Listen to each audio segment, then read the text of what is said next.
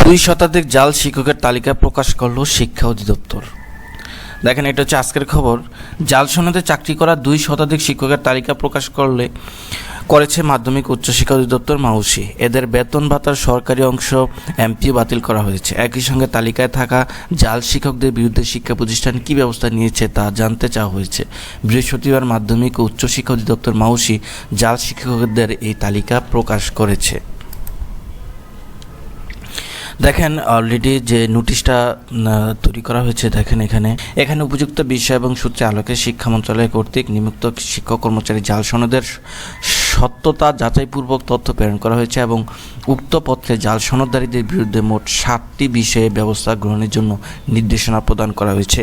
তৎপ্রেক্ষিতে ইতিমধ্যে অধিদপ্তর কর্তৃক যথাযথ প্রক্রিয়া কতিপয় ইন্ডেক্সধারী শিক্ষকের এমপিও সাময়িকভাবে স্থগিত করা হয়েছে। তালিকায় বর্ণিত এমপিওভুক্ত এবং এমপিওবিহীন শিক্ষকদের বিরুদ্ধে শিক্ষা প্রতিষ্ঠান কর্তৃক গৃহীত উপরোক্ত 7টি বিষয়ের মধ্যে কী কী ব্যবস্থা গ্রহণ করা হয়েছে তা এখানে 10টি কর্মদিবসের মধ্যে নির্দেশক্রমে অনুরোধ করা হলো। শিক্ষা মন্ত্রণালয় নির্দেশিত 7 দফা কার্যক্রম। দেখেন, এখানে যে জাল সনদধারী শিক্ষক কর্মচারী এমপিও বন্ধ এবং বিভাগীয় ব্যবস্থা গ্রহণের মাধ্যমে চাকরিচ্যুত করা, অবৈধভাবে গ্রহণকৃত বেতন ভাতা সরকারি কোষাগারে ফেরত প্রদানের ব্যবস্থা, যারা অবসরে গেছেন তাদের অবসরের সুবিধা প্রাপ্তি বাতিল করা, যারা স্বেচ্ছায় অবসর নিয়েছেন তাদের আপত্তির টাকা ও দক্ষ প্রদান শিক্ষকের মাধ্যমে আদায় করা, বেসরকারি শিক্ষা প্রতিষ্ঠানের জাল সনদধারী শিক্ষক কর্মচারীর অবসর ভাতা, কল্যাণ ট্রাস্টের ভাতা বন্ধের প্রয়োজনীয় ব্যবস্থা করা, গ্রহণের জন্য জাল সনদধারীদের তালিকা সংশ্লিষ্ট কর্তৃপক্ষের নিকট প্রেরণ করা,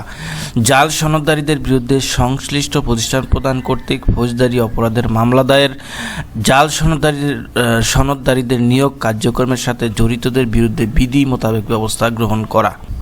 দেখেন, এখানে যারা জাল সনদধারী আছেন এখানে একটা কিন্তু তালিকাও দেওয়া আছে, আপনারা এখানে দেখে নিতে পারেন।